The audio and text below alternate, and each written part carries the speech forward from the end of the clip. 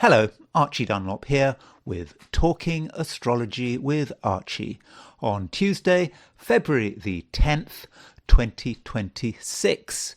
Today, Venus moves into Pisces. It moves into the sign of its exaltation. So that should be good news. And in this video, I want to spend some time looking at what it means for Venus to be in Pisces, and I want to consider also some example charts of people and events which have Venus in Pisces.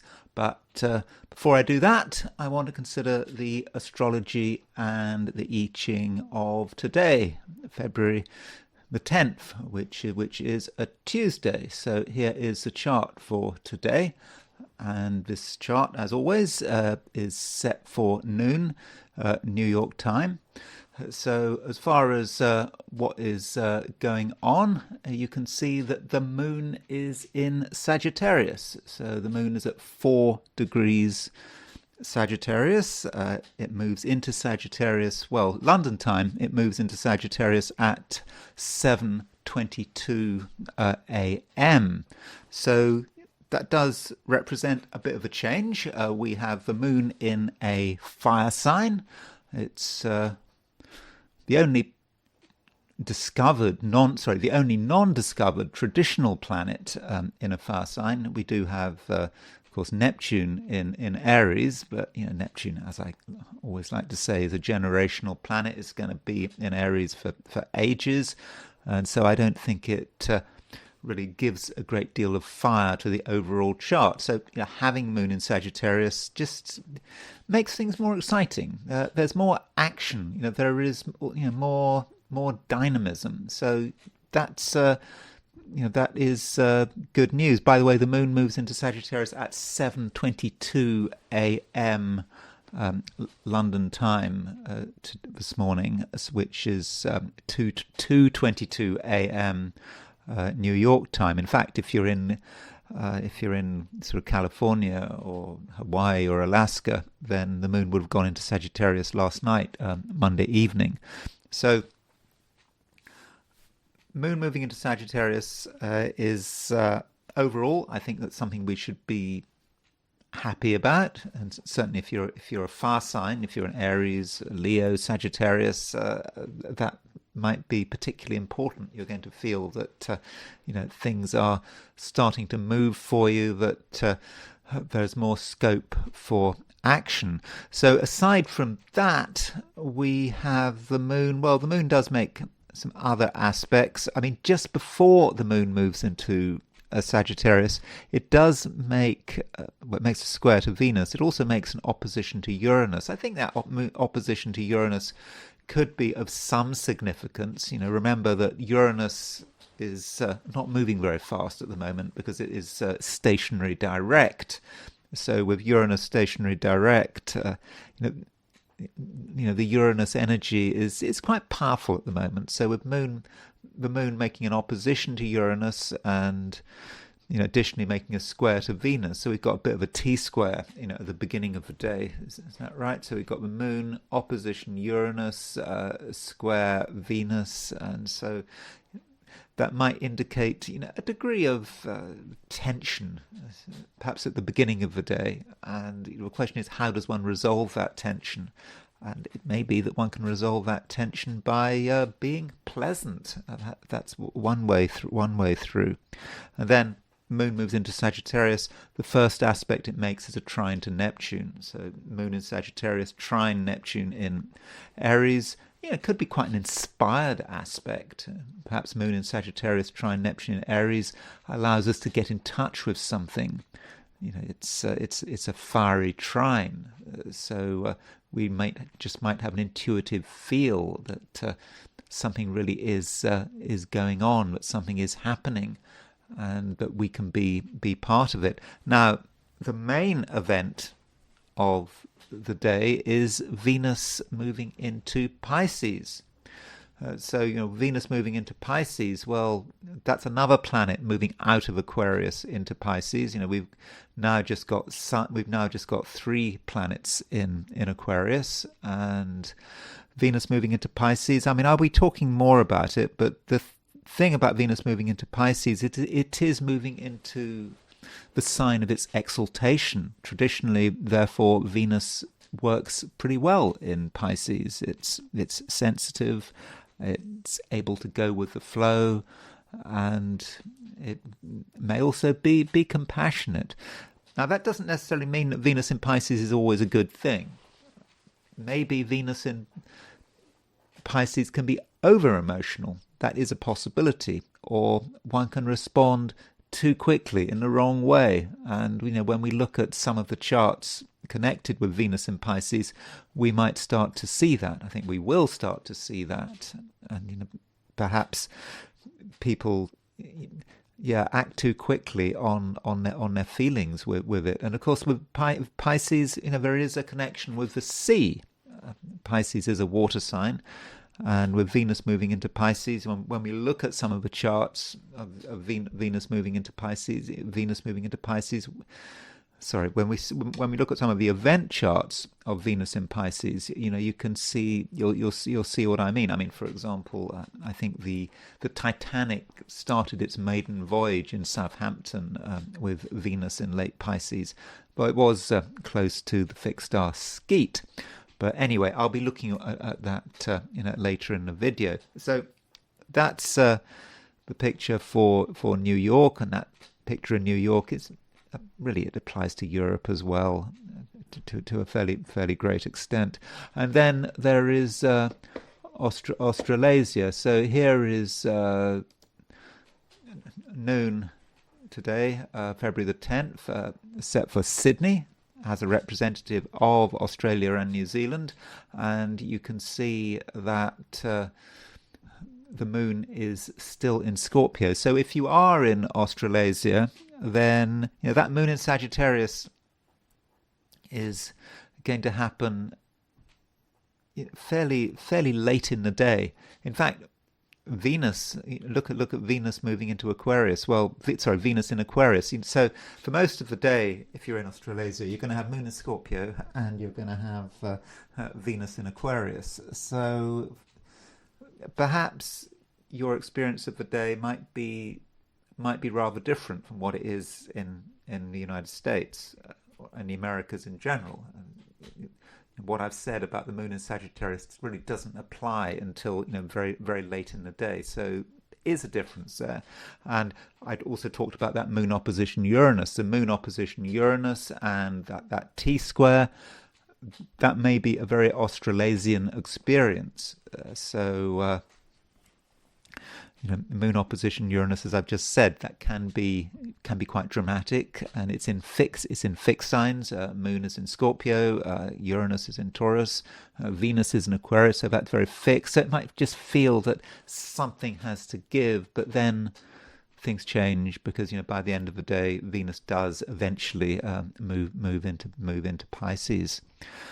So now there is the heliocentric view, putting the sun at the center of the solar system. And as far as what's going on, we still have this Saturn Neptune conjunction. You just remember that. I mean, the Saturn Neptune conjunction geocentrically is getting closer and closer. It's going to a great extent dominate how we feel on a collective level. Fear levels are definitely rising now, and it's just over a week before we've got the Saturn Neptune conjunction in geocentrically. Heliocentrically, the Saturn Neptune conjunction is starting to fade, but I think you have to compare it with the geocentric picture as well. Now, Mercury is in late Aries, and this is, of course, heliocentric Mercury. Heliocentrically, Mercury moves very quickly, moves around the sun once every 88 days, and Mercury is making it's making a square to Jupiter, and it's making a conjunction to Chiron, and so perhaps the main heliocentric aspect at the moment uh, is that conjunction to Chiron. And so thinking about it, Mercury is like what we say, what we think, and conjunct Chiron, many of us may be able to see things differently. That's not necessarily indicated in the geocentric chart, and we're aware of things that perhaps other people don't see, and we have thoughts which might be ever so slightly alarming. Why would those thoughts be alarming? Because we're not prepared to follow the usual pattern. We do want to do something differently, and things might disturb us that don't disturb anyone else, and that is maybe a sign of our independence. And so in an independent-minded approach, and being able to express ourselves in a way that is independent-minded, that could be very important with that Mercury conjunct Chiron. But there's always a cost. There has to be a cost with Chiron. I mean, Chiron is the wounded healer, and if we tell everyone what we really feel, there might be wounds. We might damage our reputation, but maybe it's a case of some things just can't be helped. So that's the broad astrological picture, and now I want to look at things from a perspective of the 12 signs. So these are my forecasts for the 12 signs for today, which is Tuesday, February the 10th, 2026.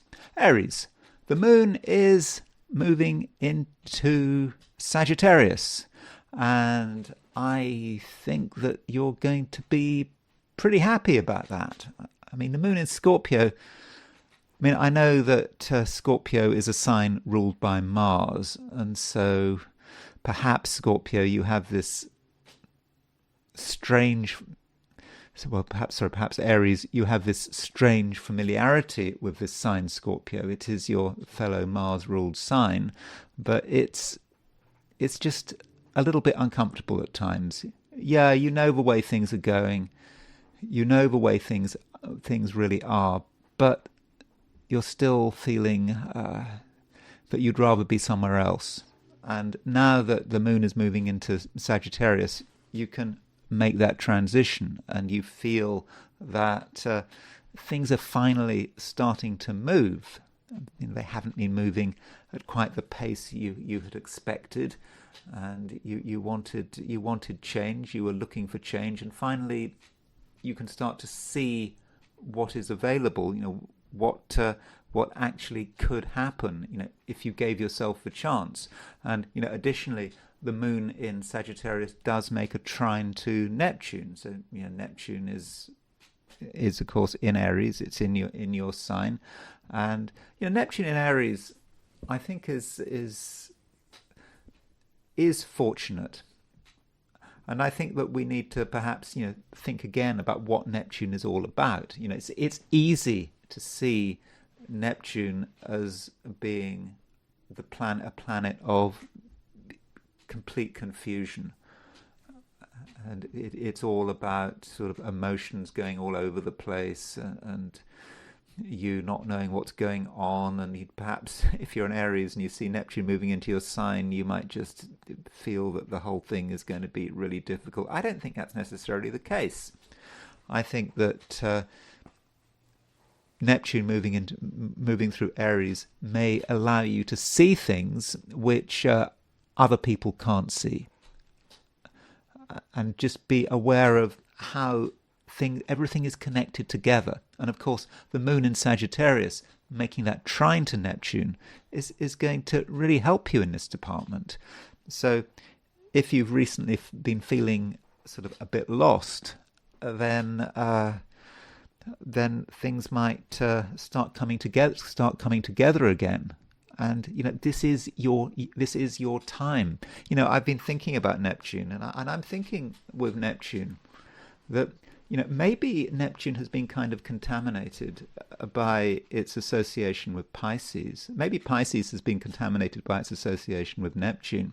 As you know, I do not believe that Neptune. I don't believe that Neptune rules Pisces. Jupiter rules Pisces. Jupiter is the traditional ruler of Pisces, and I think that maybe people have gone overboard with making this association with Neptune and the god of the sea and so on. Yeah, I mean, I think there is a maritime element to Neptune, but I think it goes further than that. It's about picking up, what is different, picking up new connections. It's kind of interesting, but when Neptune was discovered in 1846, Neptune was in Aquarius. It was not in Pisces. It was in late Aquarius, but it perhaps has a slight Aquarius feel to it. Neptune. It is maybe about being quite independent and being aware of things that other people can't see. It's like what I'm saying now. And with the moon in Sagittarius, making that trine to Neptune, you start to have an idea about what is possible and what can be done, and you can just start to see things that other people may completely miss. Now, talking about other people, Venus is moving into Pisces, so you've had Venus moving through Aquarius for some time, and so with Venus moving through Aquarius, there might have been a view of the world which was quite sort of open-minded, and you could deal with people in different ways. And from a social perspective, Venus moving into Aquarius, I think was quite fortunate. But now that it's moving through Pisces, you might be aware that not everyone is being open and honest. I mean, I know Venus is exalted in Pisces, but also in Pisces it's quite hidden, and it can be deceptive. And it might occur to you that other people have strong emotions which they're not always prepared to reveal, and so give yourself time to understand other people, because things might not be clear to begin with, and it may be that you realize that things are being hidden from you. Now, just because something is hidden from you doesn't mean to say that you can't find out the underlying truth, but maybe you don't find out the underlying truth by just asking direct questions. You have to use your intuition. And remember what I said about moon trine Neptune. Moon trine Neptune is quite an intuitive aspect, and it allows you to just understand things in a way that is really very natural. Now, one other thing I need to mention is that Mars is your ruler, and Mars is moving towards 15 degrees Aquarius, and it's moving towards a semi-square with Saturn. I think this semi-square to Saturn is exact, by the end of the day and into tomorrow, that Mars semi-square Saturn is there. And that might mean that there might be moments over the course of the day where it is difficult to get things done. In fact, it may become increasingly difficult to get things done, even though the moon is in Sagittarius. So how does one square this? I mean, I do think that moon in Sagittarius is going to make you feel happier, feel better about yourself. But if something has been a problem in the past, has been frustrating in the past, then if you keep going with it, with Mars semi-square Saturn, it may continue to frustrate you. So ask yourself what works, what doesn't work. And if something doesn't work and is definitely not working, then I would just let go of it. You can come back to it later, but right now, I think that there just may be certain things in your life which just could be holding you up. And then you might want to ask, why are they holding you up? Well, Saturn could relate to the way you feel, Some things just you can't get excited about, and at the same time, there may be sort of hidden fears, hidden worries, and it's all about Saturn starting to make a conjunction to Neptune, and it's of course the Saturn Neptune conjunction is around the Aries point. So think about your fears and ask yourself, are they legitimate? And if they are holding you up, then ask yourself, is that reasonable? And don't forget that the moon is in Sagittarius, and the moon in Sagittarius should give you the inspiration you need. And if you work on the basis of inspiration, what inspires you. And inspiration is not just some kind of sort of internal process going on in your brain. It's not like that. Inspiration is about a relationship between you and the cosmos, and you instantaneously being able to understand what the cosmos is all about, and helped by the fact that you've got this moon trine Neptune. So if you get it, and if you align yourself to the cosmos, then there's nothing to worry about. And I don't think there's any need to worry about frustrations or feeling bad about yourself, because everything will be obvious, everything will be clear. So I think if you handle today in the right way, I think it can be really good. Taurus. Venus is moving out of Aquarius and into Pisces. Venus is moving into the sign of its exaltation. And I think that, while Venus moves in through Pisces, you should be feeling pretty good about yourself. It's a time when you can maybe be more sensitive than usual. And, sometimes, Taurus, of course, you can be quite blunt, and you can be very literal, and you can take things at face value, and at the same time you may not want or appreciate too much change.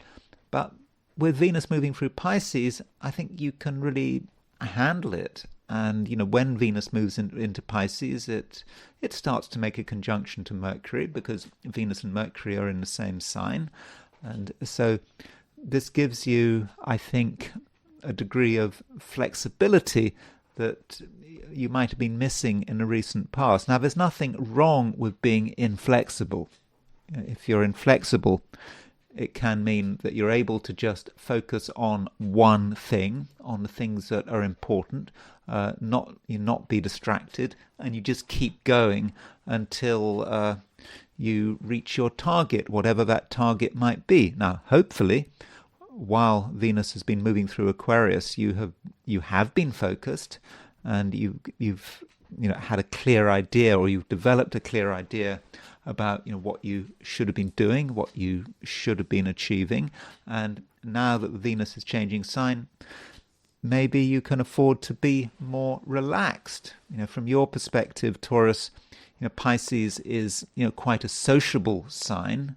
You can interact with lots of different people if you try, and you can talk about different things, perhaps even be different people, at least on the surface. So you don't have to be tied to one particular image. You can move from one thing to another thing, and it does make things quite easy for you. And you shouldn't, at the same time, you shouldn't be self-conscious. So one thing that is going on as Venus moves into Pisces is that it's making a semi-sextile to Saturn. So Saturn is right at the end of Pisces.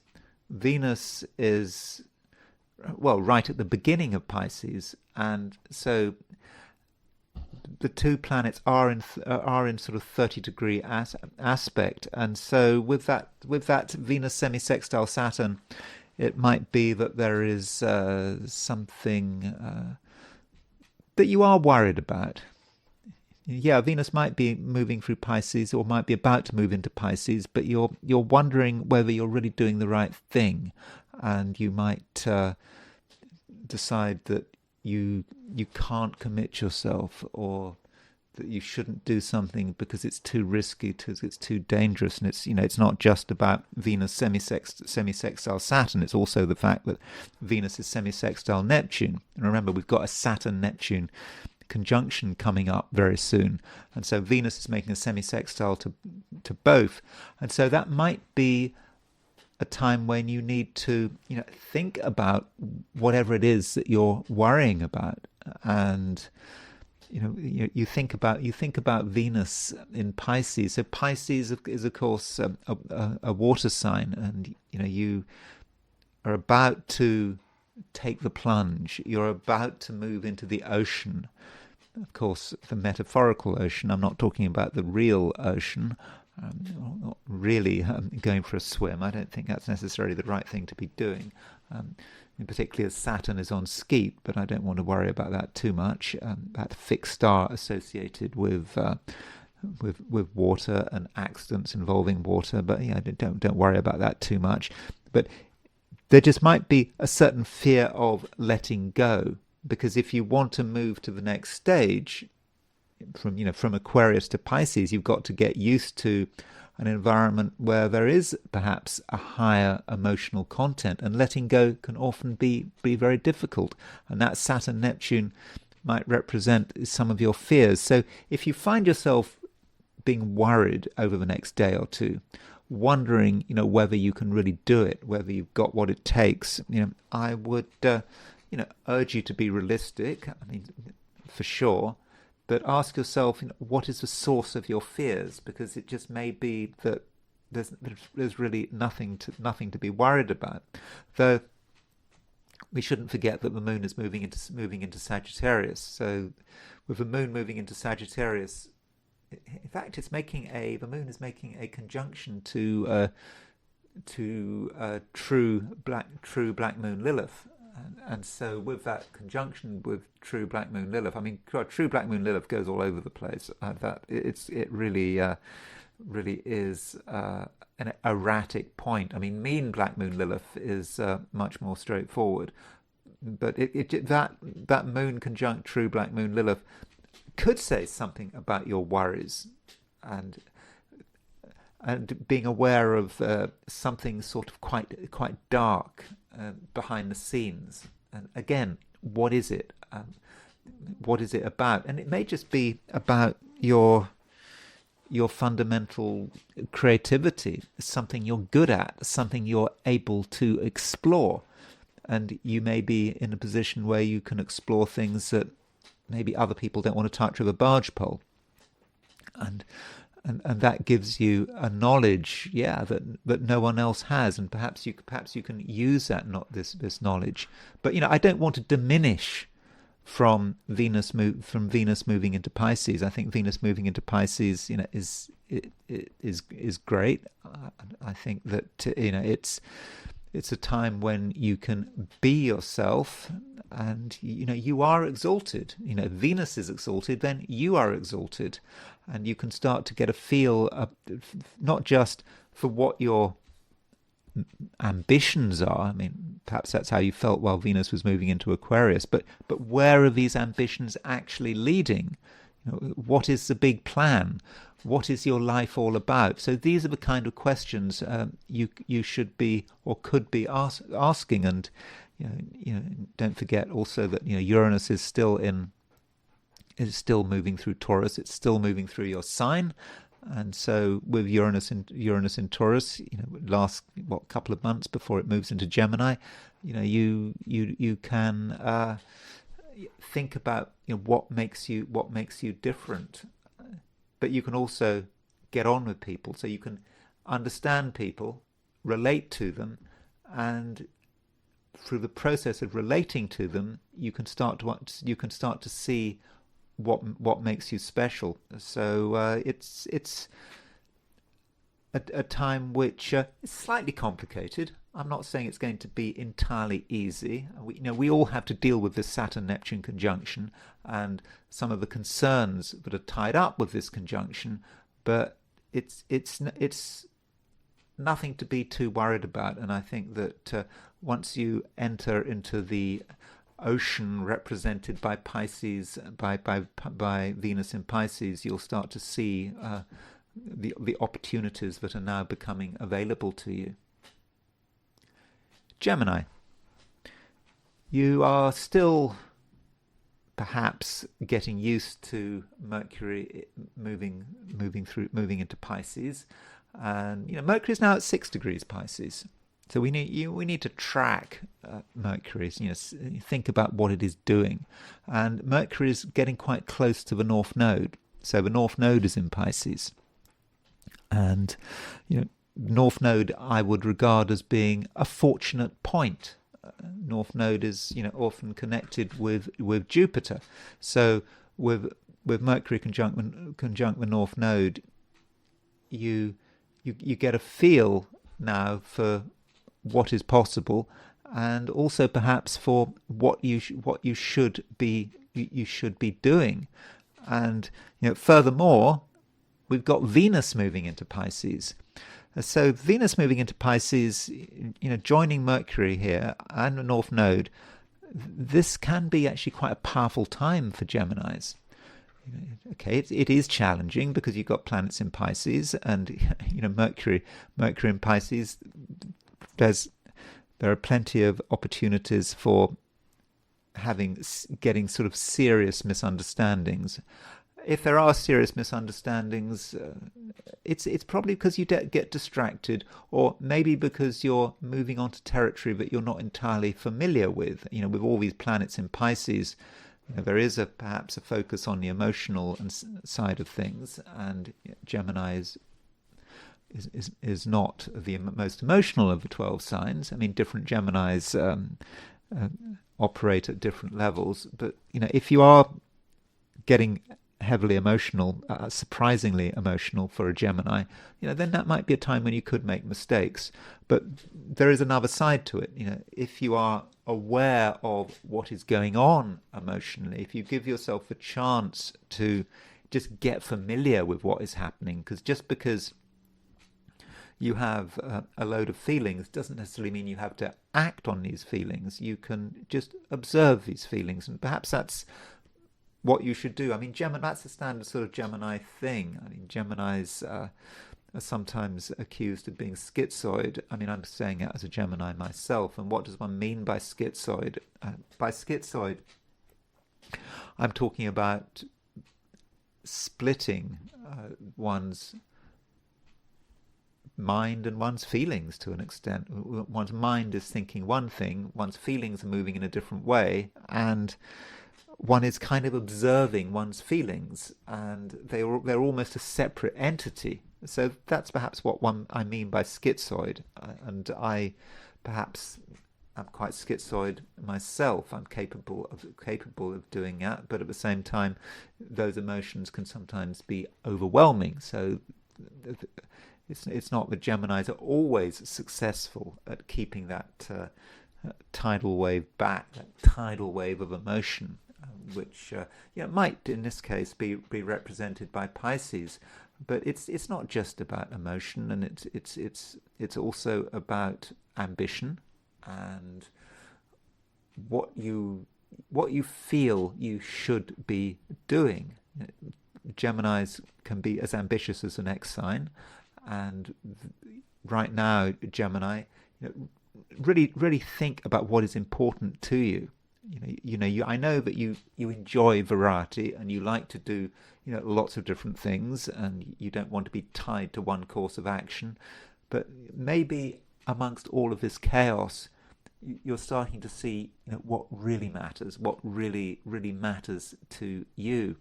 And Venus moving into Venus moving into Pisces certainly should help things. It should give you maybe a greater sense of purpose and greater sensitivity to yourself and to the world around you.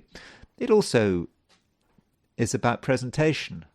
Now, presentation isn't really my forte, so probably this doesn't really apply to me, but maybe it applies to sort of other Geminis. But, with Venus moving into Pisces, for you, this is the kind of the the looking in the mirror aspect, the looking in the mirror placement. There is a vanity to Venus. I mean, it is the planet of beauty, and there's nothing wrong with being vain up to a point. One has to be aware of what one looks like. One has to perhaps be proud of what what one looks like. One can aspire to look in a particular way. One, of course, has to be reasonable. But it just might be at the moment with Venus moving into Pisces that the way you look, the way you appear, could be more important than usual. I mean, I'm of course ignoring my advice. I know that my beard, if you call it a beard, or my stubble or whatever, is in serious need of trimming. So I'm sort of completely ignoring my own advice here. But in general, presentation could be important, and it's probably not something. It's not something that you should neglect. And as far as the social side of things, the moon is moving into Sagittarius, so it's moving out of Scorpio into Sagittarius, and so this can be a time when you need to pay more attention to other people and other people's needs and what other people are doing. It needn't take much time, but just being aware that you live in a social world is going to help. If you think that no one cares, or you think that people aren't looking and that people aren't paying you any attention, I think you'd be wrong. And by the same token, you have to pay attention to other people, because if you don't have other people's support, then there may be limits to what you can achieve. Cancer.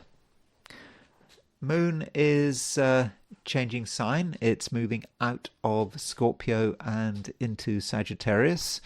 And with the moon moving into Sagittarius, it may be, Cancer, that you feel that certain things need to be done properly. Perhaps they hadn't been done properly in the past, or at least you thought they hadn't been done properly in the past, and now you want to maybe turn over a new leaf.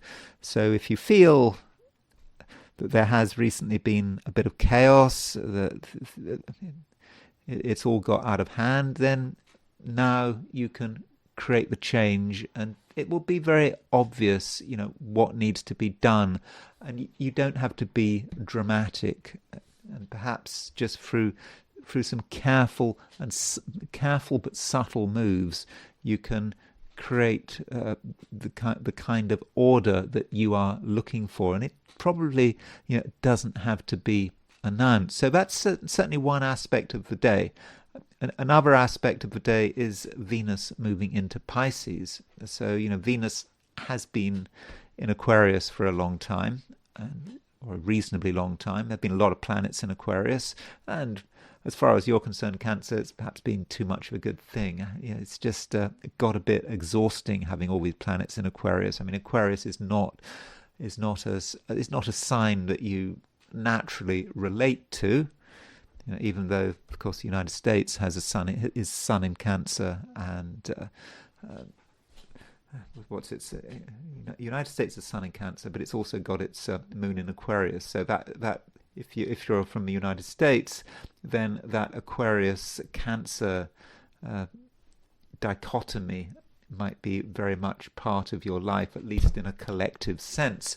But anyway, we don't need to talk about that. What matters is the fact that Venus is moving into Pisces, and so Venus moving into Pisces, that is another planet moving into a water sign, and you are a water sign, and with Venus moving into Pisces, you're perhaps better able to relate to what is happening around you at all levels, really at all levels, including the spiritual. And you can perhaps get in touch with people spiritually. You feel that there's just a connection with certain people, not everyone, but if you get close to someone and you find out what someone is about and what someone's priorities are, you just might feel that there's just something going on there which is worth holding on to.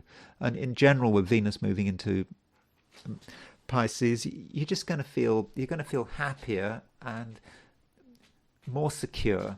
And I don't think you're going to be, so concerned about, what might happen, what might go wrong. You can afford to give yourself more leeway. You can afford to be more adventurous.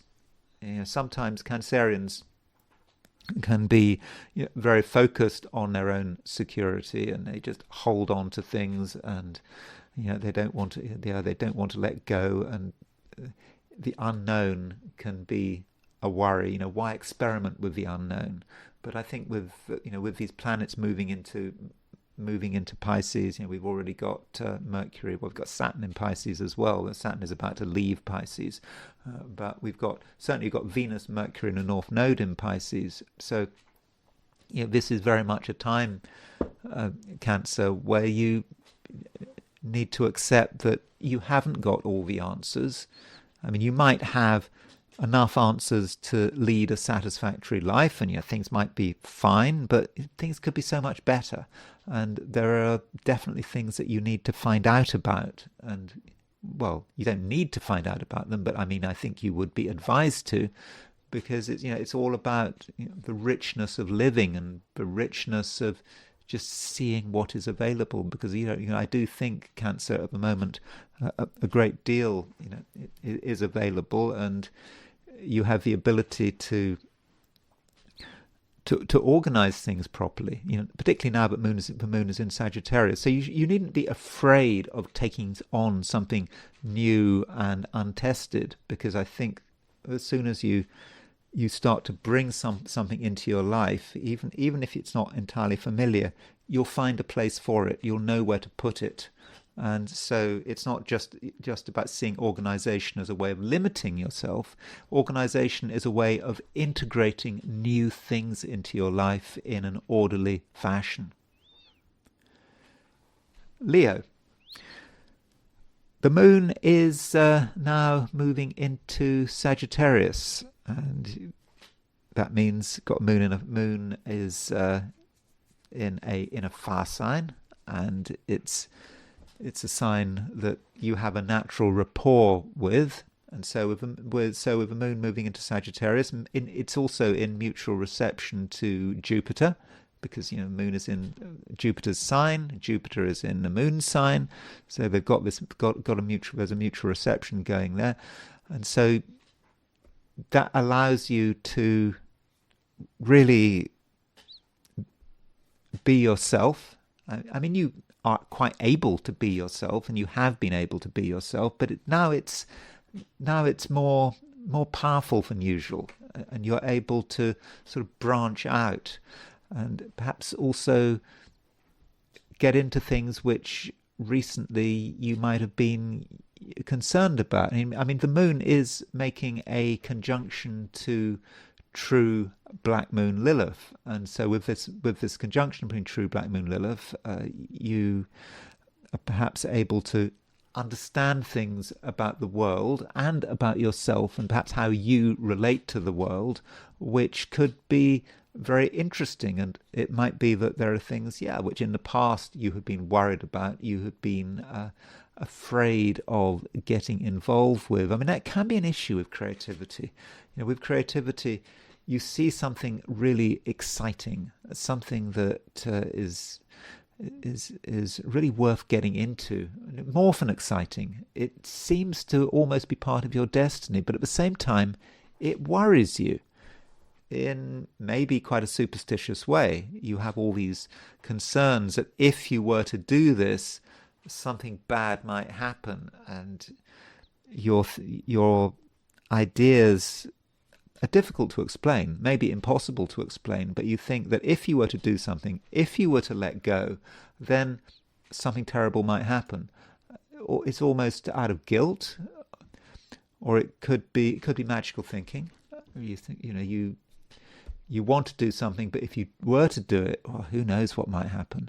And so that might be something that some Leos are grappling with. And I'm not telling you what to do, by the way. It might be that your own fear of punishment or retribution might just get in the way. And perhaps that, who knows, maybe the fear is legitimate, but I don't think it is. But you need to explore, what you need to do to be, the whole person. And maybe that moon conjunct true black moon Lilith is giving you some clues. I mean, true black moon Lilith does represent sort of dark forces, but it also represents forces which really, they come from you. They're part of you, and if you can embrace them, I think that you would be in a position where you could really start to maximize your potential. And and at the same time, whatever you're trying to do, whatever you're trying to achieve, even if you find it rather difficult, you can do it in a way that gets attention, that gets the right kind of attention.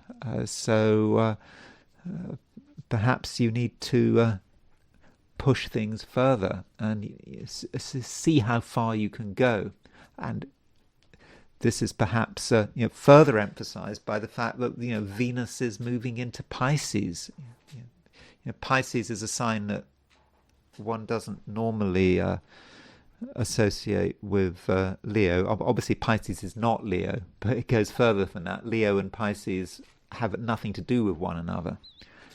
They really have nothing in common. Yet there are a load of planets in Pisces. You're getting more and more planets in Pisces. We've already got Venus, Mercury, and Saturn in Pisces. Okay, Saturn doesn't stay in Pisces for much longer, but the Sun and Mars will soon move into Pisces. And so, Pisces is a very emotional sign. I mean, that is its nature, and it's perhaps telling you about something which usually you're not very familiar with, and perhaps you're uncomfortable with.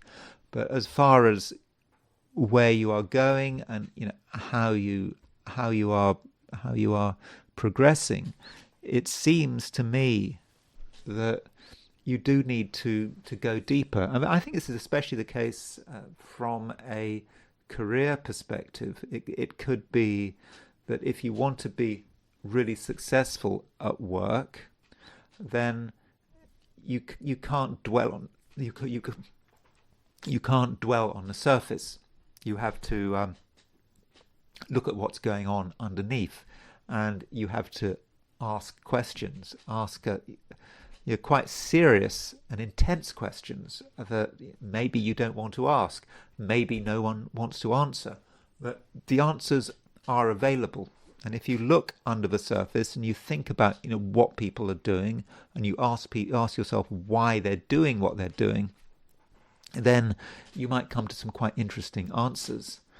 So this does give us a picture, Leo, of a rather complicated day, but it's a day when you can, I think, really do quite a lot and discover quite a lot. And if you're up to the challenge, I think that today and probably tomorrow as well could be a great time for you, because you're able to really tune into your fundamental power. Virgo. We have Venus moving into Pisces, and of course Pisces is your opposite sign. So that might well say something about relationships. You've already got Mercury in Pisces. Of course, Mercury is your ruler. It's in your opposite sign of Pisces, and now Venus is in Pisces as well. And so it is a time, Virgo, to consider the other, to consider what role other people play in your life, and also to consider things which you may not be immediately familiar with, because when we think about Pisces, we compare it with Virgo. Virgo and Pisces are very different signs. I mean, they're both mutable, but apart from that, they one is earth, one is water. Virgo has a reputation of wanting things to be sort of straightforward, sorted out on the surface. Everything is clear. Whereas Pisces is very different. Pisces is about the perhaps the underlying chaos, and that underlying chaos is something you might sort of project onto the outside world. But with Venus and Mercury moving into Pisces, and also with the North Node in Pisces, perhaps it's a time, Virgo, when you have to sort of understand that things aren't simple. If you try to claim that things are simple, then you might be disappointed. Things might happen which you don't really understand. You get confused. You make mistakes. But if instead you just accept the other side, you perhaps accept the Pisces side of your personality, which in the past you might have been uncomfortable with. But if you can accept it, and perhaps accept the ambiguity and chaos of that side, then I think that things will be easier, and you won't be so surprised. I mean, Virgos very often don't like surprises, and they have expectations that things will work in a particular way, but maybe these expectations won't necessarily be fulfilled, and you might find that things happen that you absolutely weren't expecting.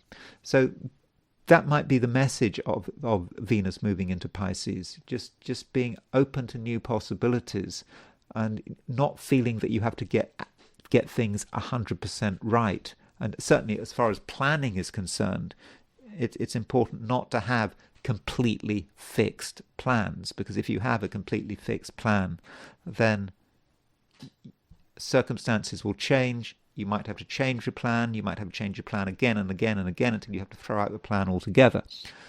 So if you can just remember, Virgo, your fundamental mutability, because that is the nature of being a Virgo, being mutable, being able to change with changing circumstances. And it's not just about material change, it's also about emotional change, and of course other people's emotions. Other people can really make things complicated. And just with these planets in Pisces, I think that you have an opportunity now to understand those complications. And so if you can do that and never forget at the same time your own grounding, because you are grounded.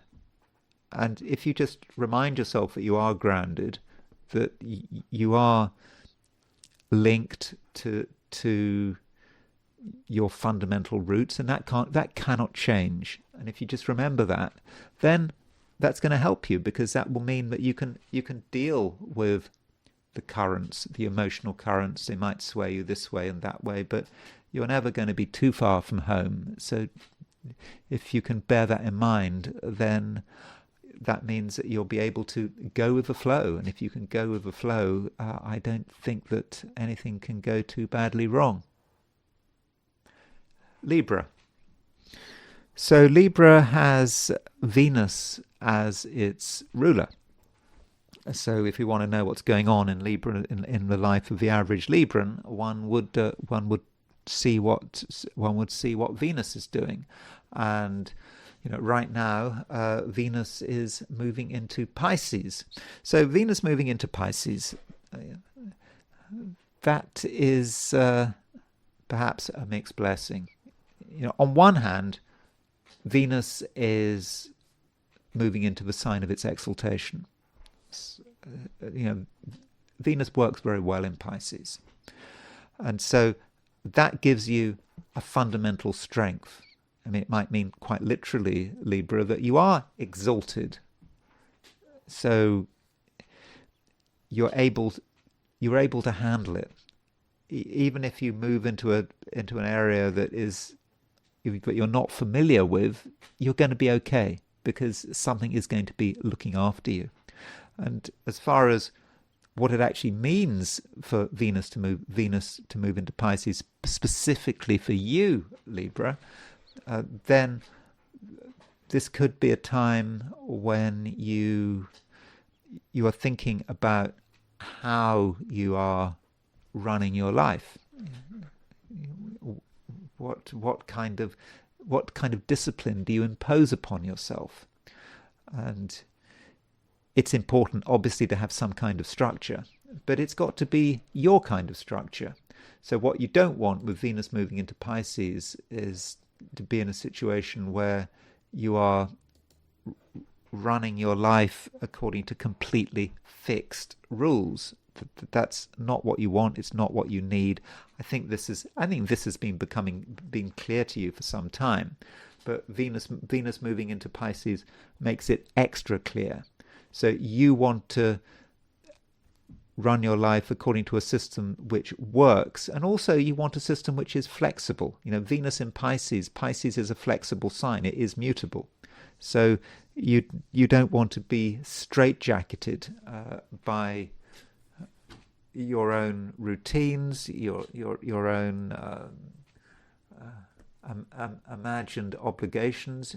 You've got to be able to create change, and you can't be in a situation where a routine is set in stone and can never be changed. But you need the routine at some level, but you also need some flexibility, and so that is something very important about Venus moving into Pisces. It really reinforces it, and of course Mercury and the North Node are already in Pisces, so you kind of know this is important, but you have to kind of get this balance right.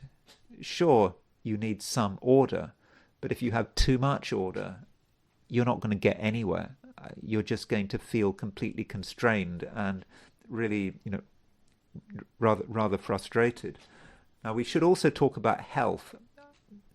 So health, well, Saturn's been in Pisces for some time. And so, well, in fact, Saturn's been in Pisces on and off for the last couple of years. And so the last couple of years might have been a time when Librans were thinking about health. Perhaps over the last couple of years, you realized that, that there were things that were not necessarily perfect. Things might have been going wrong. Things always go wrong, don't they? So if you've been thinking about your health in that kind of way, and when I talk about health, I'm talking about health, remember, I'm talking about lifestyle. I'm not talking about anything medical, but perhaps you've been aware of some of your vulnerabilities, perhaps some of your frailties, and perhaps with Saturn moving through Pisces, this has been something that has become clear to you. And now that Venus is moving into Pisces, Venus is a very different energy to Saturn. I mean, Saturn is perhaps a malefic, Venus is a benefic, and it's in Pisces, it's exalted in Pisces. So with Venus moving into Pisces, this could be an awareness of what is required to be healthy. I mean, Venus is Venus in Pisces. It is flexible. It can change. It can move from one thing to another. But it's also an emotional sign.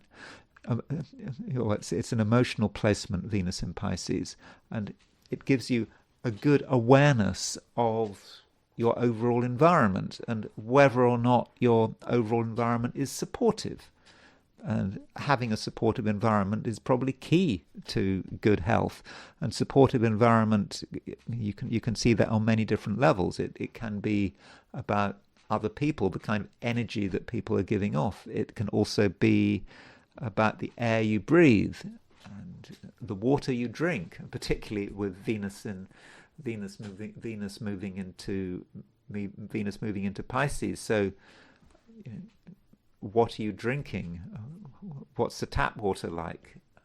If you've got some kind of filtration system, is it working for you? Or drinking? I mean, I might say something about alcohol. Are you maybe drinking too much alcohol? I don't know whether it's possible to drink too little alcohol. I mean, they sometimes say that you're supposed to drink wine, and if you don't drink wine or if you don't drink any alcohol, your chances of getting a heart attack go up. I don't know whether that's true, but then I think they've changed their mind, so I don't know about that. I don't drink alcohol myself, but so what you drink, maybe just the water supply. So all of that is something to consider. Now, from a sort of a house perspective, Venus moving into Pisces, you could say that is the sixth house, because Pisces is the sixth house from Libra. And yeah, sixth house does represent health. It also represents small animals. It can be about pets. When I say small animal, I'm talking about anything smaller than a goat, goat and smaller. So dogs, cats, rabbits, guinea pigs, dog, whatever. And so with Venus in Pisces, for some Librans, that can give you a sort of a new sympathy with animals, a compassion relating to animals. It might say something about your relationship to the pets or companion animals that you have in your life, and there might be a change.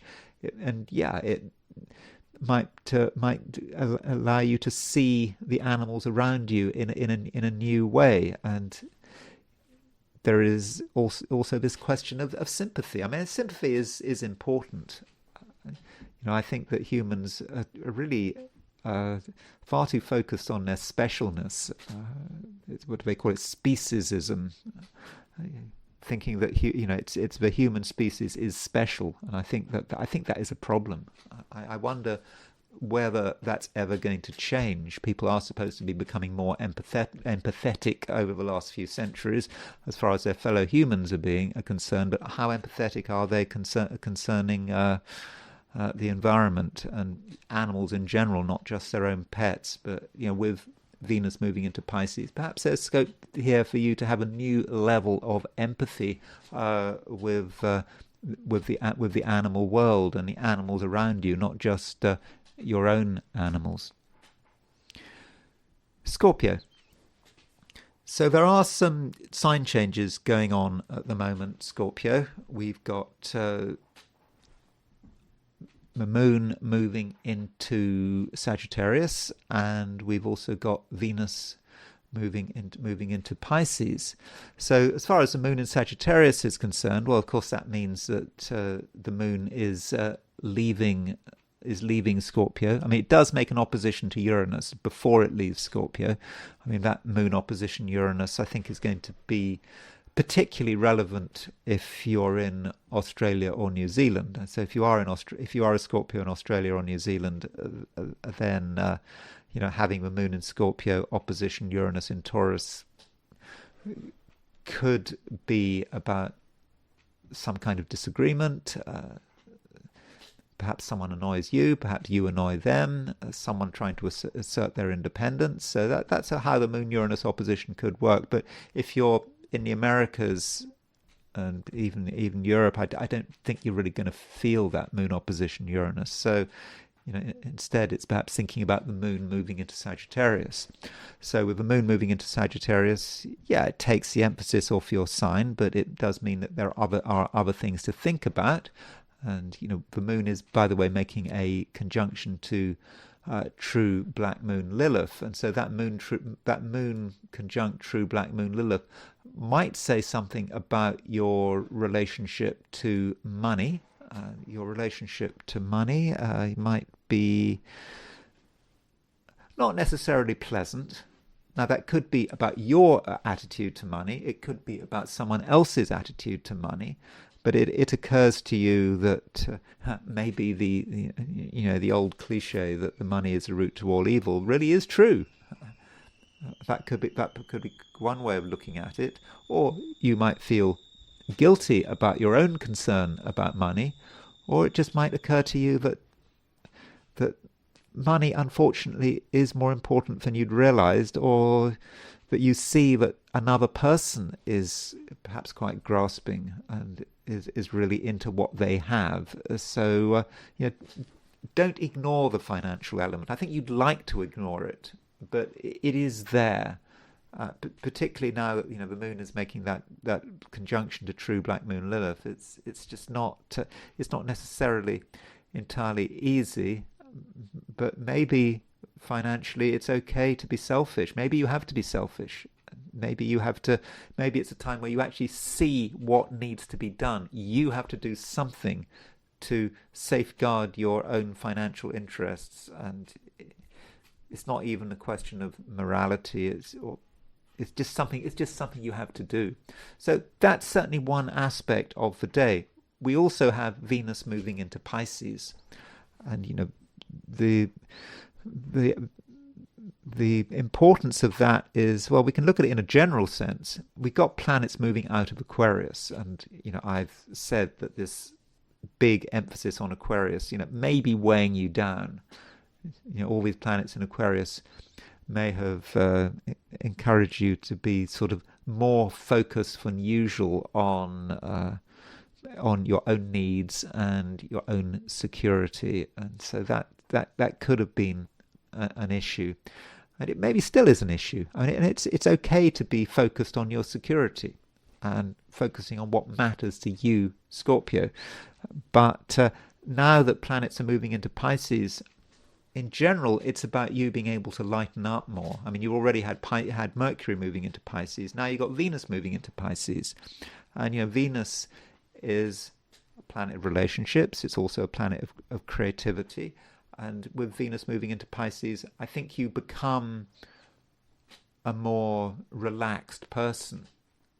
And at the same time, you can start to just do things for the sake of it, rather than to be worrying about, well, if you were to do this, that might do something else, and that might be a problem. But I think with Venus moving into Pisces, you can be more relaxed about who you are, and also just expressing who you are. And of course, the prime way of expressing who you are is through your various creative endeavors. Venus moving into Pisces, I mean, we have to look at things from a relationship angle. By and large, should improve relationships.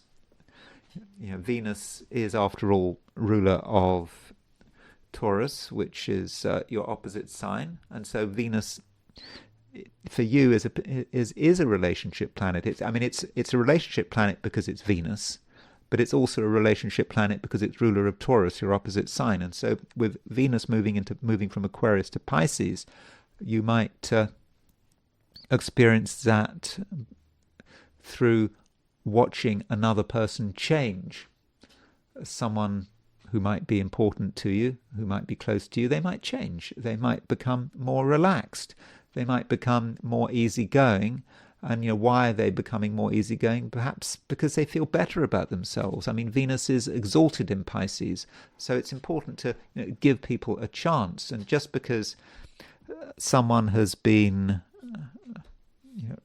rather sort of stubborn and difficult to deal with in the past, it doesn't necessarily mean it's always going to be like that. And you just might experience, someone else lightening up, and that is a help by the fact that I think that you yourself will be lightening up in most areas of your life, though maybe not when it comes to money. Sagittarius. The moon is moving into your sign. So moon moving into Sagittarius is something that is I think good. It makes you feel better. It makes you feel good about yourself, and you're able to present yourself in a friendly, easygoing way, especially as the moon is in mutual reception to Jupiter, because the moon and Jupiter are in each other's signs. Moon is in a sign ruled by Jupiter, Sagittarius. Jupiter's in a sign ruled by the moon, in Cancer. So that does say something about just how you present yourself, and you just feel better because you have had the moon in Scorpio, and so with the moon in Scorpio, there have been things you might have been holding back. And okay, if you're in Australia or New Zealand, the moon will be in Scorpio for most of the day, but in the end, it does move into Sagittarius. And so with the moon in Sagittarius, yeah, you're feeling good. And also the moon in Sagittarius does make a trine to Neptune. I think that this trine to Neptune is an aspect which does allow you to just tune into things. Neptune is in Aries. Neptune is, still very close to the Aries point. And so when you think about, what's going on in the world, you can see the way forward. I know that there's a lot of negativity about the way the world is progressing. And maybe that's true. Maybe the world is progressing in a way that is bad. But we also have to look at it from an individual perspective. And so you, as an individual Sagittarian, I think, can see the right approach for yourself. So whatever's going on in the world, you can relate to it, and perhaps you can benefit from it as well. And so this connection is very important. It's a general feeling of connectedness. And nothing is so alien that you can't utilize it, and you can see how things fit together. And if you can see how things fit together, then you're starting to become aware of your own power and your capacity to be fully in control.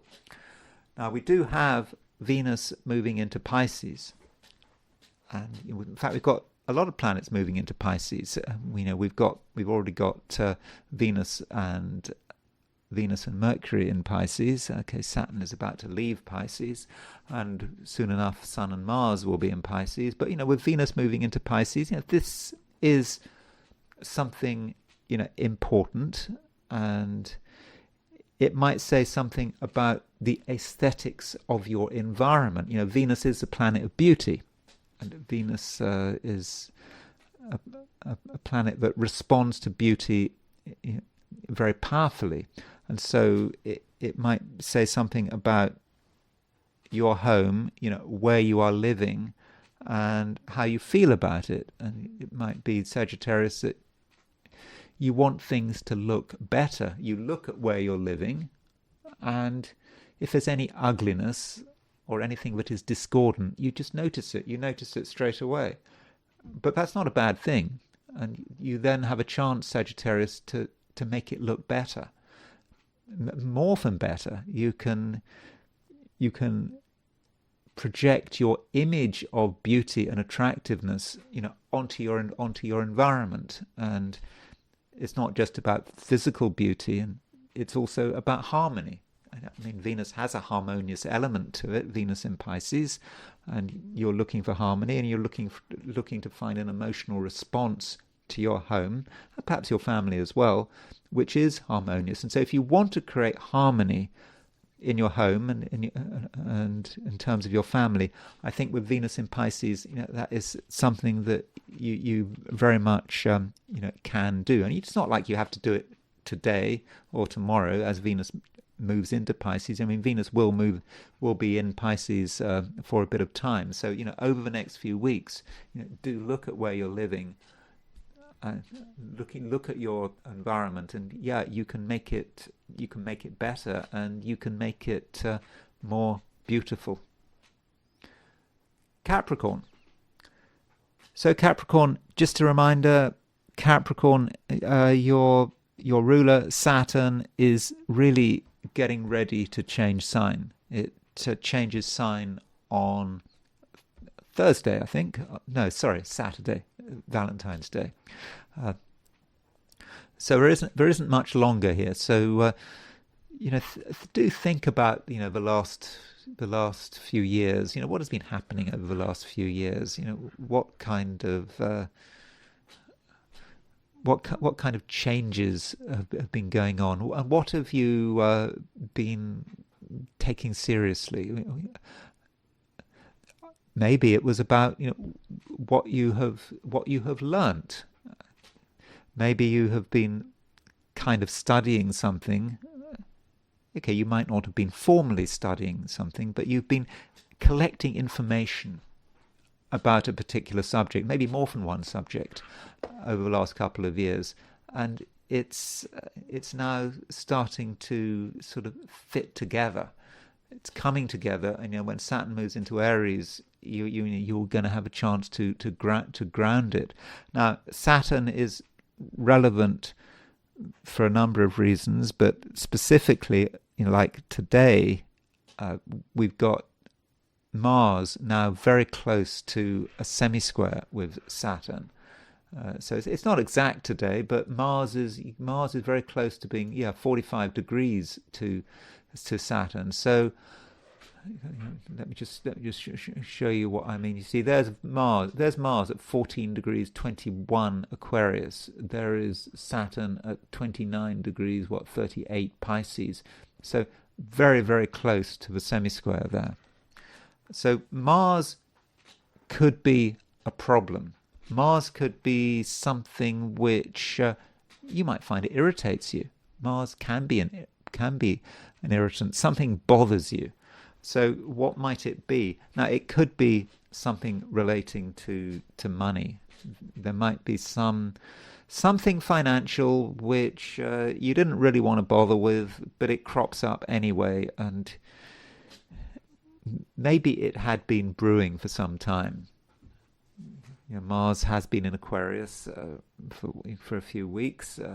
You'd had a lot of planets in Aquarius, and of course Aquarius in the Capricorn chart, is quite a financially orientated sign, and so with this Mars semi-square Saturn, just something upsets your peace of mind, or at least it threatens to upset your peace of mind, and it's important that you're able to respond to it in the right way.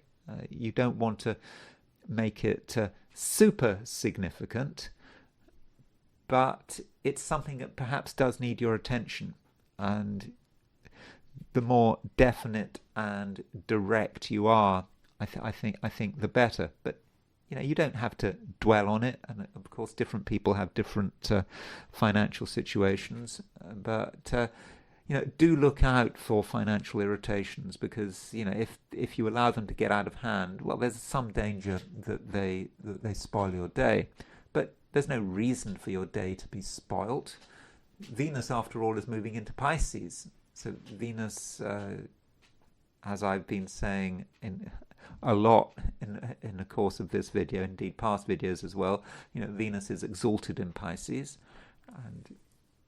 and Venus, when it moves into Pisces, allows you to be more in tune with what's happening around you. You just know. There are things you just know. It can help if you talk about them. You ask questions and you get your answers, but sometimes you don't have to ask questions. You just know, and it's all about watching people. You see people, you see how people behave, and you just know what's motivating them. And perhaps this is telling you that you need to be thinking about the emotional side of things. I mean, I know that Capricorn doesn't have a reputation for being a particularly emotional sign. But right now, with all these planets in Pisces, I think you can act on an emotional level, and you can communicate on an emotional level. You might have your doubts, but if you have a feeling about someone, then chances are that feeling is absolutely right, and you can utilize these feelings, especially if you have a job in your career, in terms of your ambitions. You have to negotiate other people's ambitions.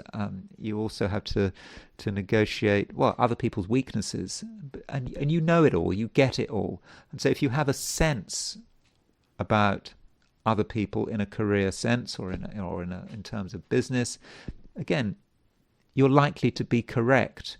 And it's not just about today. It's about the next few weeks. So as Venus moves through Pisces, your emotional sensitivity is going to be really helpful in terms of understanding your environment and making plans. So if you make plans, you're going to be able to really get it right. But it's important that you allow the emotional side in. There's some possibility, being a Capricorn, you might think, oh, well, you've just got to stick to what you can see, what you can touch. I mean, after all, Capricorn is an earth sign. But, right now, I think you can go beyond that. And I think that you can trust your feelings, almost to the point of being able to touch your feelings, because they're there, they're real, and they're telling you about your next move. And in terms of getting things together, it's going to be quite obvious what you're good at, where your talents lie. And so I think it's okay, Capricorn, actually to be quite ambitious. Really think about your ambitions, and you can do something that really helps you get closer to your goal, whatever that goal might be. And I'm talking about today and tomorrow, particularly because you're just getting used to Venus moving into Pisces. But really, I'm talking about the next few weeks. It can be quite a fortunate time for you. Aquarius.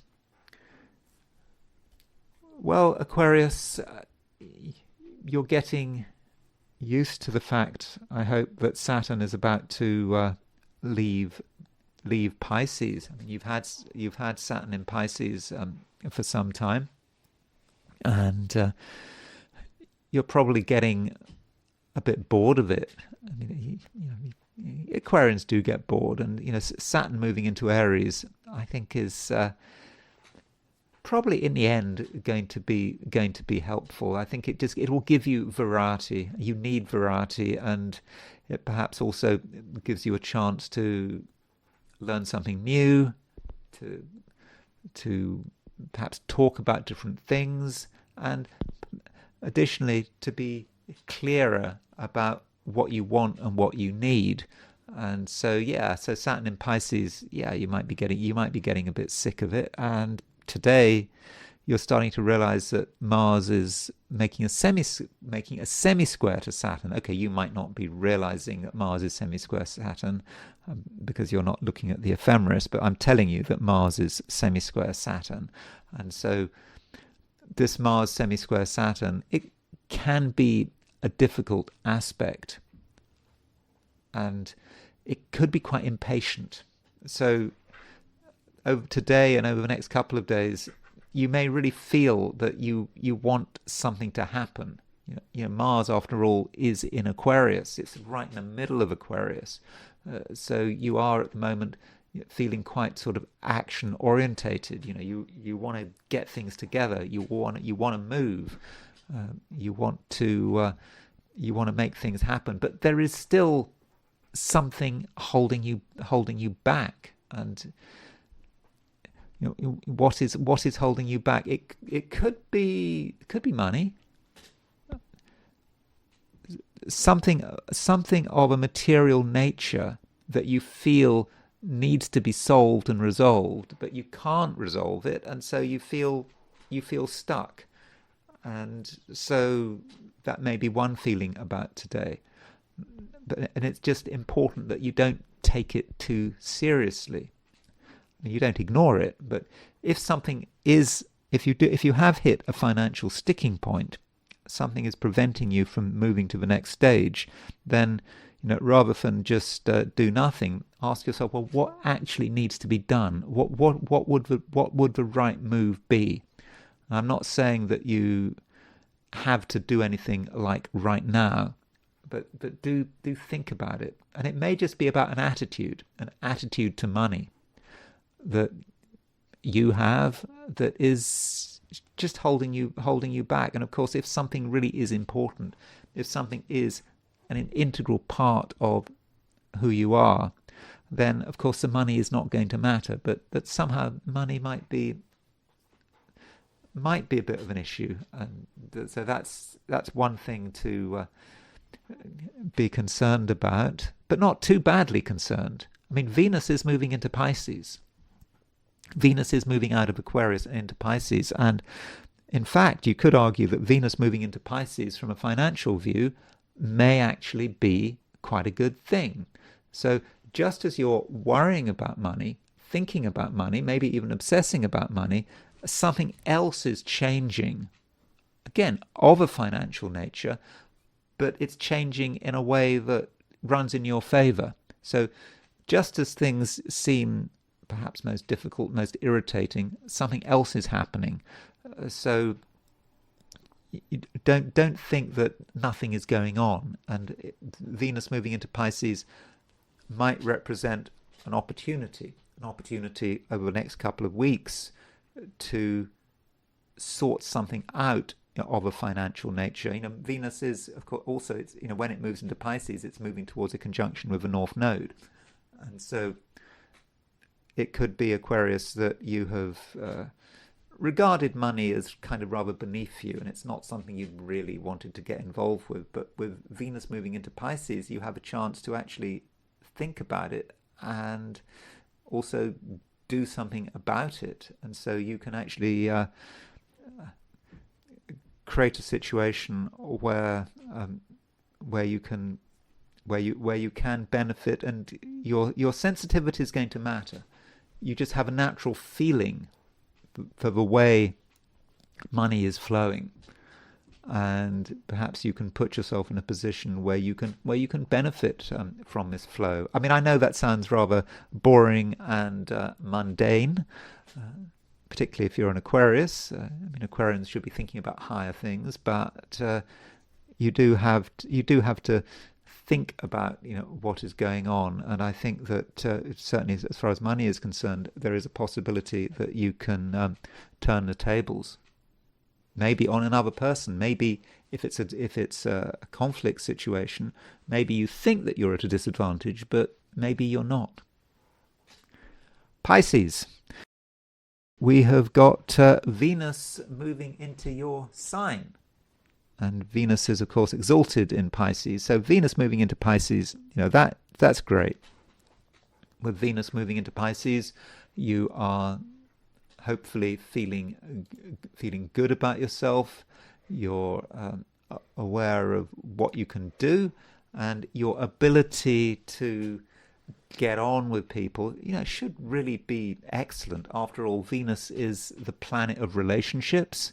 And so if Venus is in your sign, then you can just come over in a way that is pleasant, easygoing, and I think that people are going to like you without you having to try very hard. So that's really something to work with, over the next few weeks, as Venus moves through your sign. And also Venus is moving towards the North Node. Venus on the North Node makes you really be aware of what you should be doing. And what you should be doing is, you can get on with people, but you must never forget that it's you that matters. In the end, it's important that you get your way, or at the very least, you shouldn't be in a position where you are being told what to do, or you're doing things that you don't want to do. No, it is all about you, and it's all about you being successful, particularly today and tomorrow. Moon is going into Sagittarius, so that gives another side to what's going on today. I mean, in terms of success and your ambitions, and perhaps your career, with Moon moving into Sagittarius, Moon moving into a fire sign. Sometimes Pisces needs a bit of fire. Water, too much water, well, it can it can flow, keep moving, but it might move nowhere. But with the moon in Sagittarius, you do feel inspired, and you feel motivated. You're motivated not because there's anything in particular you want, especially on a material note, but you feel motivated because something excites you. And so if you're working today, it's important to be excited. Seek out the thing that is interesting, and at the same time, you intuitively understand, what you should be doing, and you understand where the benefits lie. The moon, as it moves into Sagittarius, it does make a trine to Neptune, And so with Moon trine Neptune, that Neptune, Neptune's in Aries now, so it's a fiery trine, and Neptune is about what what you want, I think. And is it about money? I mean, money is not important today. I mean, at least you don't regard money as being important. But nonetheless, if you act on your inspirations and your gut feelings in a career setting, then I think you might be able to put yourself in a position where money might be there, or you have a good understanding of money without worrying about money. So that may be the right approach to money. It's not feeling that it's of crucial importance, but by listening to your intuition, not your feelings, your intuition. There's a difference between feelings and intuition, as I do like to mention every now and then. Feelings are quite passive, whereas intuition is very active. It's quite fiery, represented by that moon in Sagittarius, trine Neptune in Aries. And so something might just make sense, and everyone can benefit, and in particular you can benefit. So that's it. Those are my forecasts for the 12 signs. And now it's time to look at things from a perspective of the I Ching. So I asked the question, what is Tuesday going to be like for those watching the I Ching section of this video? And the first hexagram I got was hexagram number 51, which is thunderbolts. So we have two repeated trigrams. The top three lines, the bottom three lines, you can see they are the same. Each of those trigrams represents thunder. So when you put them together, you get the concept of thunderbolts, things just moving quickly and dramatically and perhaps shockingly. There is a feeling of shock with hexagram number 51. Something just happens, out of the blue. We weren't prepared for it, and our first impulse is to think that this is a complete disaster. This really is bad, because we're unprepared, and that's very often how we respond to shock. But 51 is not actually such a bad hexagram, because the I Ching is really telling us that there is a way round it. So we do get the third line moving. So the third line moving does represent a shock, and we might think that it is a complete disaster. And the problem about shock is that it's a natural psychological reaction when there is a shock to immediately restrict the alternatives, restrict our options. We might think we have no options at all, or we only have one choice. It's either this or that. Maybe it's even less than that. So we really pressure ourselves immediately. And what the I Ching tells us, though, is that if there is a shock, we need to keep thinking. We need to just be completely flexible. We need to consider all of the possibilities available to us. And there are many different possibilities. Just because there is a shock doesn't mean that we are locked into one course of action. And that is the key to dealing with it. I mean, there is another way of looking at this third line, is saying that we have a chance to get away from something. We have an opportunity to escape from something in time. So if we are suddenly aware that we're in a really bad situation here, well, we can move. We've got a chance. I mean, we haven't got forever, but we can escape, which is another reason to keep our options open. So just because something bad happens, or something bad seems to happen, doesn't necessarily mean that it's the end of the world. And then the fifth line moves. So fifth line moving is talking about more shocks, but it's talking about lots of shocks, lots of shocks. One thing happens after another, but there's no need to worry. We exaggerate the possibility for harm. And in fact, if we have a somewhat relaxed, easygoing approach, then we'll be fine. So you could say that with this hexagram 51, it seems dramatic, it seems dangerous, but it needn't be. And it's just important to keep our cool and to keep our options open. And if we're in a really bad situation, there's certainly a chance to escape. But, in the end, when I talked about those repeated shocks, yeah, there are bad things going on all the time, but maybe we're not affected by it. Maybe this hexagram is saying something about how we are looking at the world. We look at the world. There are sort of one shock after another, but maybe it's just something that's really, going nowhere. And then, because we've got two moving lines, that does mean we move to a second hexagram, and the hexagram we move to is hexagram number 49, which is revolution. So it's kind of more of the same. So revolution is a time of change, quite rapid change, and things can't just go on as they have done in the past, and perhaps we have to initiate this change, the revolution. Maybe we are the revolutionary. And so, that perhaps puts those shocks in perspective. Those shocks were shocks to the system. And because of those shocks, things just can't go on as they used to do. And so now is the time to have a revolution.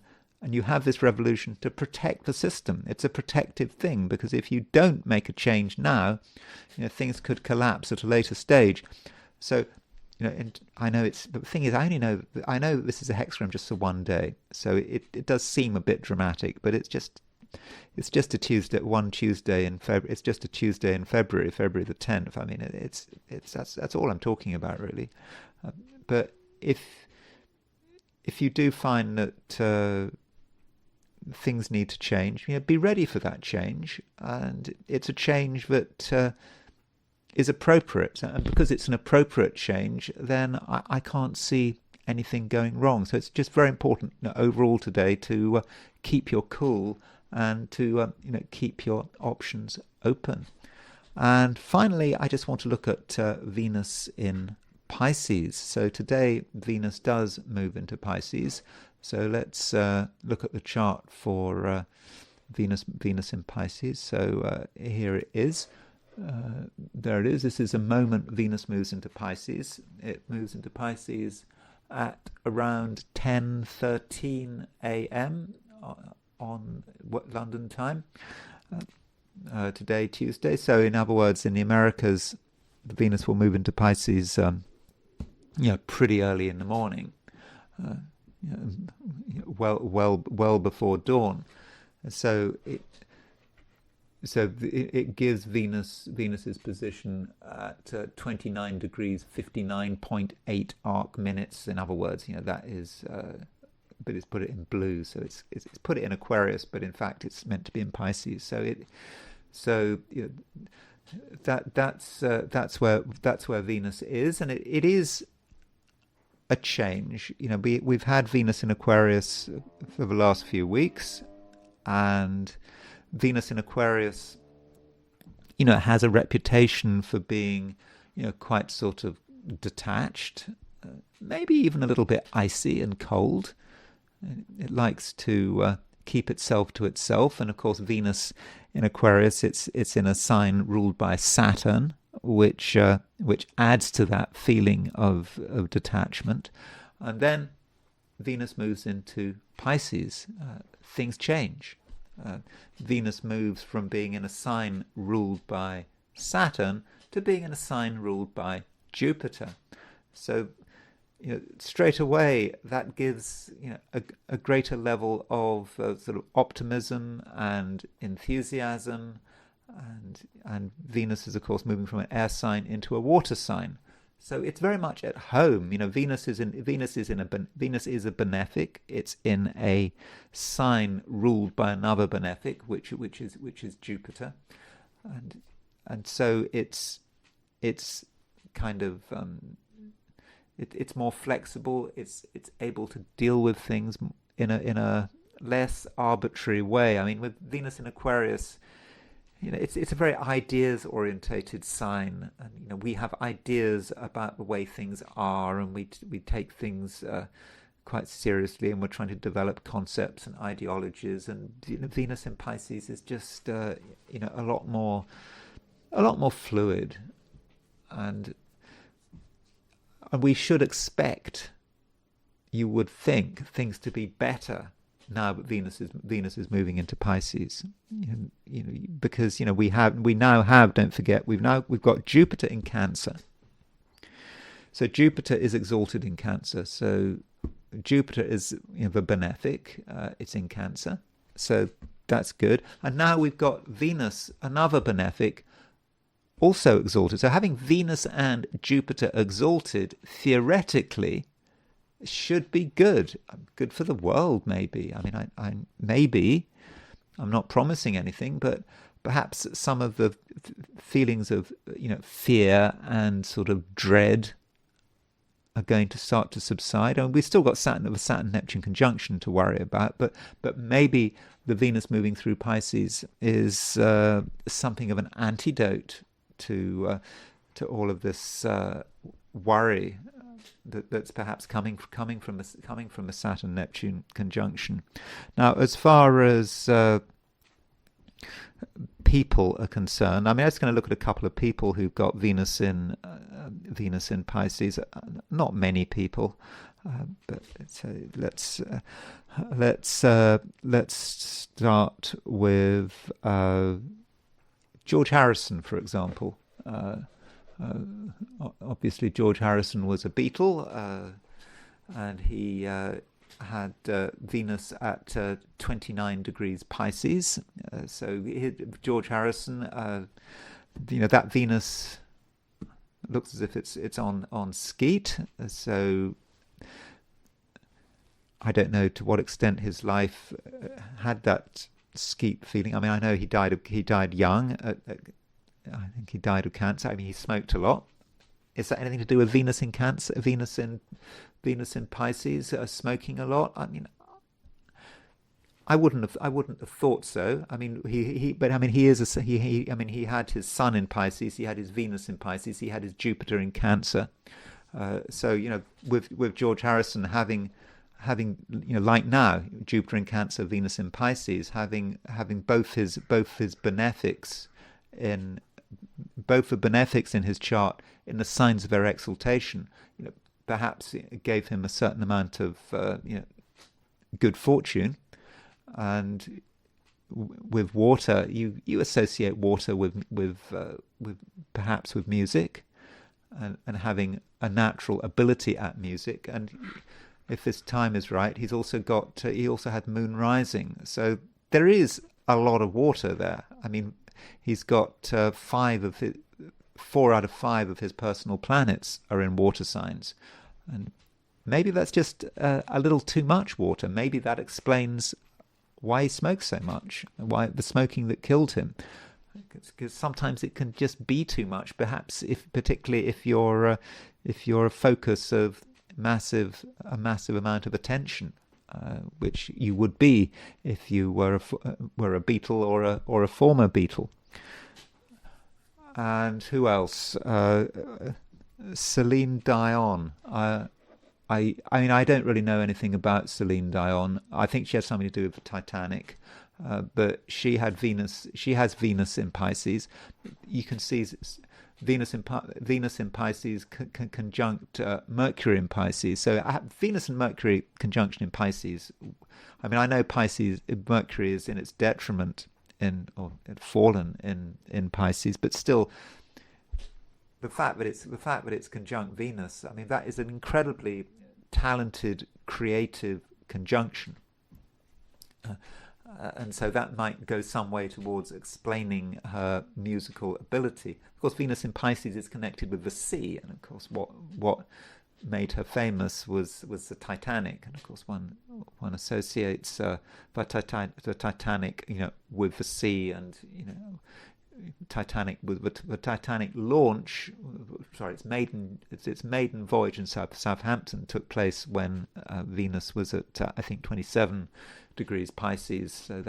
So there is a Pisces feel to the Titanic, even though when she hit the iceberg, Venus was not in Pisces. It was in Aries, and someone else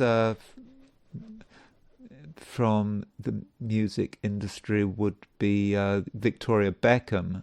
So Victoria Beckham, so she had Venus in Pisces. So Victoria Beckham was of Spice Girls fame. I'm not going to bother with her chart, but she was a Sun in Aries with Venus in Pisces. So Sun in Aries, Venus in Pisces, that would be quite a good combination if you want to be a musician. Venus in Pisces, of course, Victoria Beckham is into sort of fashion and Venus and beauty, and so that's another example of Venus in Pisces really working very well.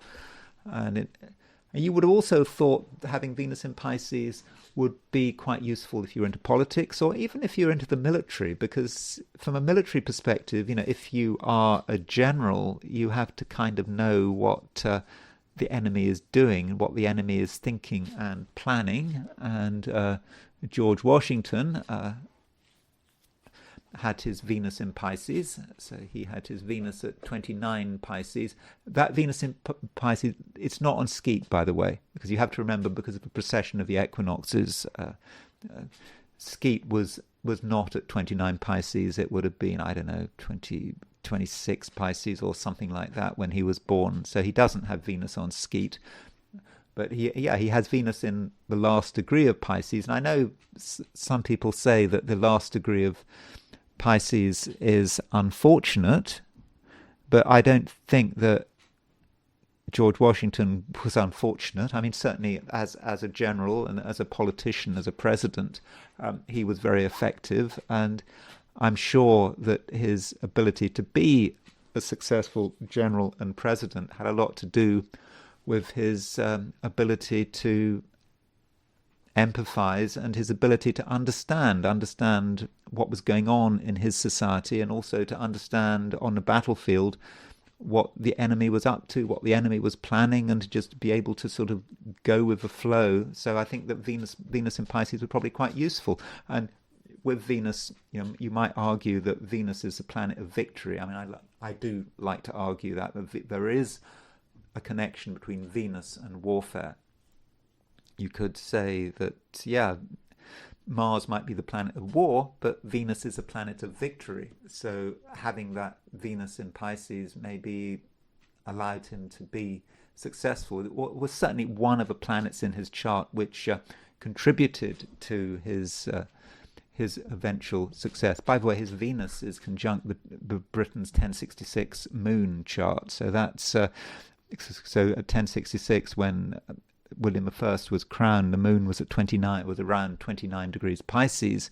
So him having his Venus at 29 Pisces, maybe he had just had this relationship to the home country, to Britain, and maybe because of that understanding, he was able to defeat it on the battlefield.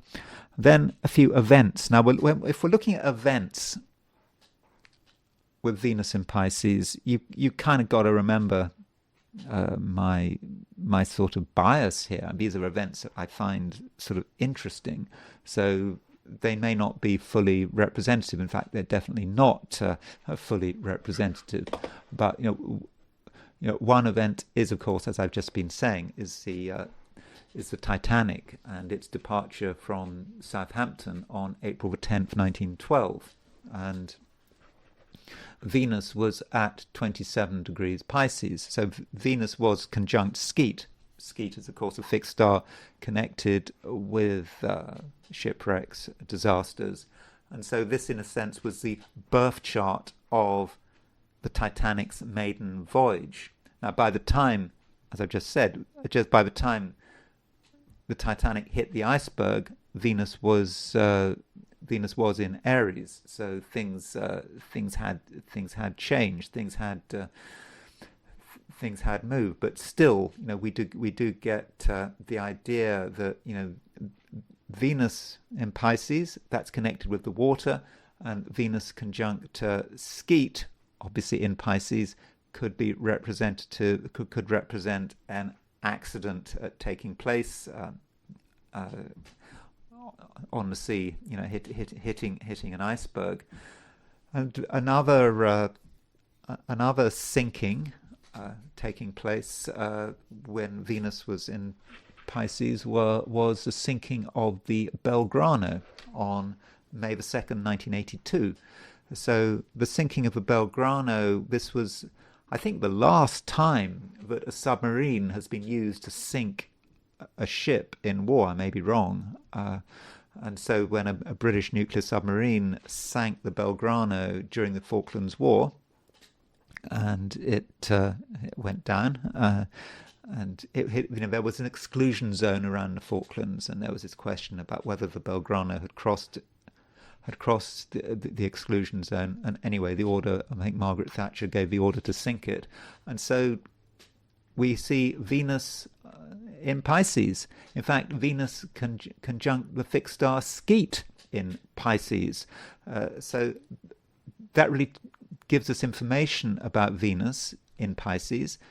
Definitely a connection with the sea.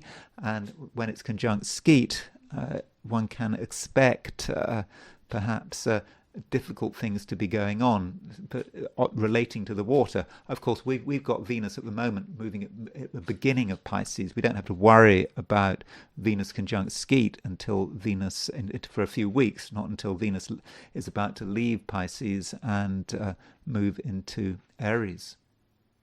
Then there are a few assassinations with Venus in Pisces. So we have the assassination of Julius Caesar. This took place in 44 BC, and Ides of March, of course, and Venus was at 14 Pisces.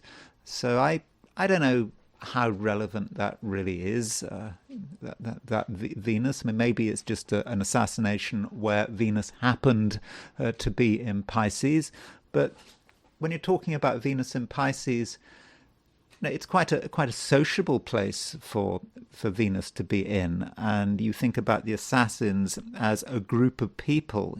You had Brutus and Cassius and so forth, and so they got together and there was an interaction, and they assassinated Caesar. We don't know exactly what time the assassination was. At least I don't know what time the assassination was. So maybe the sociability of the assassinations has something about the horoscope. And then sometime later, I don't know, a century later or whenever, there's the assassination of Caligula.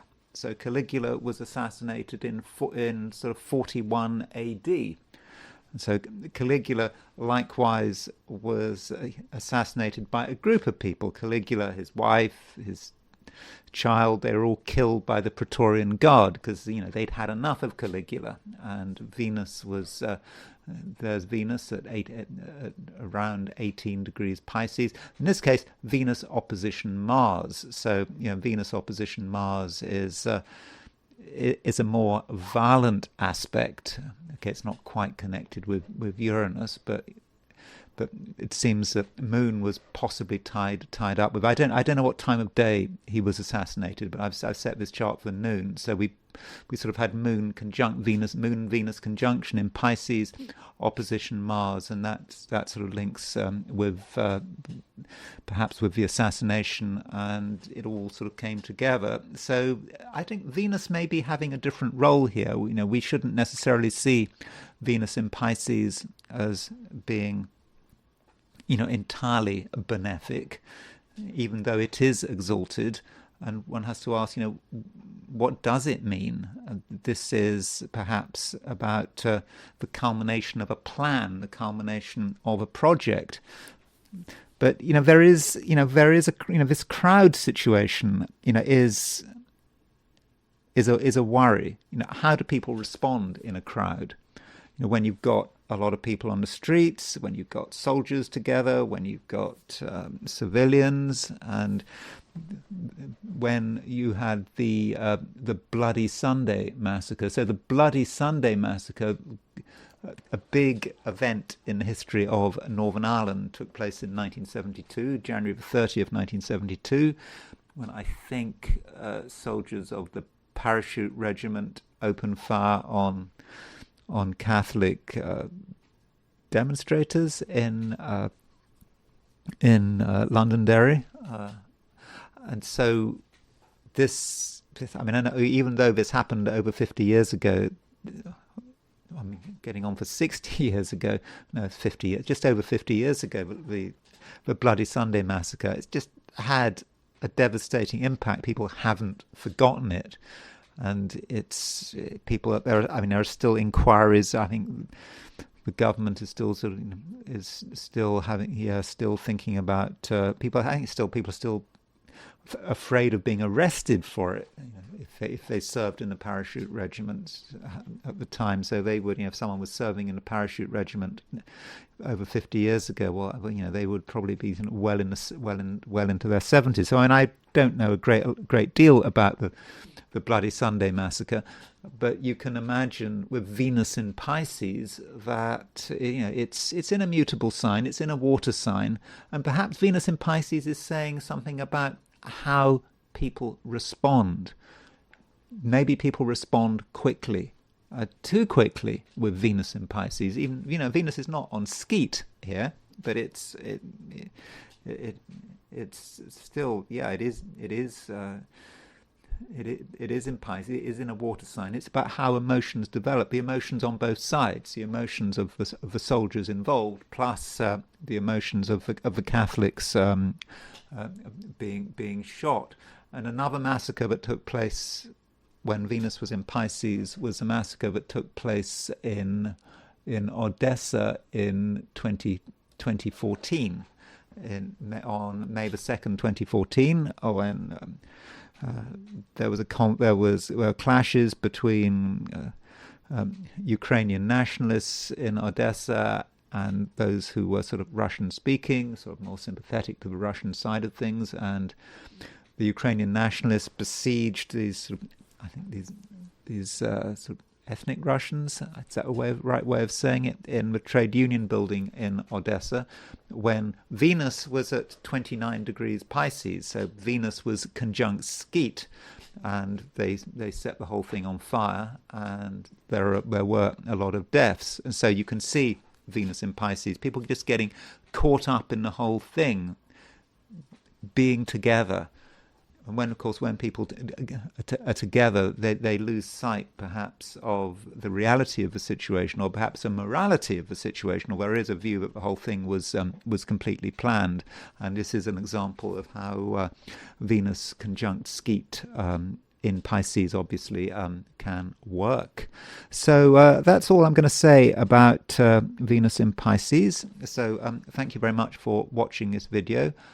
If you enjoyed this video, I'd be very grateful if you were to like it. If you're not subscribed, I'd be super grateful if you were to subscribe. If you want to buy me a coffee, there's a link in the description, and I will talk to you again tomorrow.